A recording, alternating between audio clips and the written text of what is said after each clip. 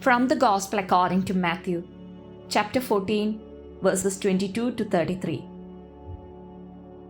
After he had fed the people, Jesus made the disciples get into a boat and precede him to the other side, while he dismissed the crowds. After doing so, he went upon the mountain by himself to pray. When it was evening, he was there alone.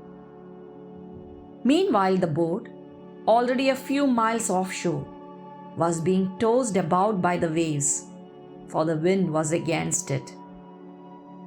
During the fourth watch of the night, he came toward them walking on the sea. When the disciples saw him walking on the sea, they were terrified. "It is a ghost," they said, and they cried out in fear. At once Jesus spoke to them. "Take courage, it is I. Do not be afraid." Peter said to him in reply, "Lord, if it is you, command me to come to you on the water." He said, "Come." Peter got out of the boat and began to walk on the water toward Jesus. But when he saw how strong the wind was, he became frightened.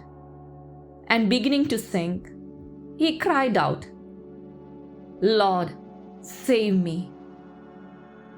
Immediately Jesus stretched out his hand and caught Peter and said to him, "O you of little faith, why did you doubt?" After they got into the boat, the wind died down. Those who were in the boat did him homage, saying, "Truly, you are the Son of God."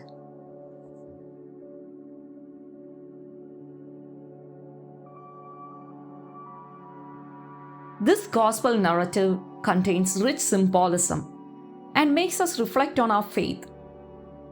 How is the faith in each of us and the faith of our community? The boat is the life of each one of us, but it is also the life of the church. The wind against it represents difficulties and trials.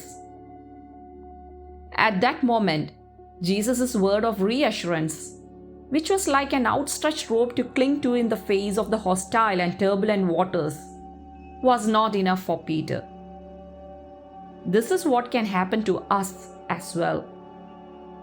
When one does not cling to the word of the Lord to feel secure, but consults horoscopes and fortune tellers, one begins to sink. This means that the faith is not very strong. Today's gospel reminds us that faith in the Lord and in His word does not open a way for us where everything is easy and calm. It does not rescue us from life's storms. Faith gives us the assurance of a presence, the presence of Jesus, who encourages us to overcome the existential tempest, the certainty of a hand that grabs hold of us so as to help us face the difficulties, pointing the way for us even when it is dark. Faith, in short, is not an escape route from life's problems, but it sustains the journey and gives it meaning.